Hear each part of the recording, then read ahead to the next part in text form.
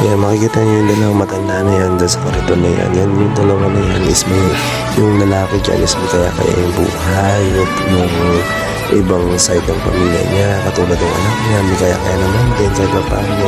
Talagang pinabayaan talaga nila yung magulang nila kasi nga nakapag-asawa nga naman si tatay ng panibagong lalaki ay panibagong babae. So, parang siguro ganun siguro, parang sumasama yung loob nila.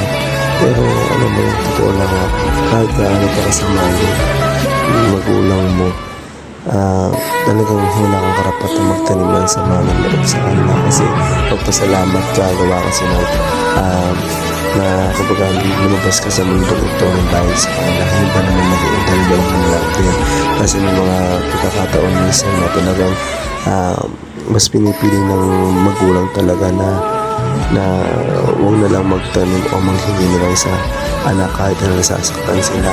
Tingnan mo, ayan, nagtitiis si tatay na nandiyan lang sa kolong-kolong na yan or kariton, ayan. Yan sila naninirahan ng kanyang asawa. Masakit talaga, totoo lang na makita yun.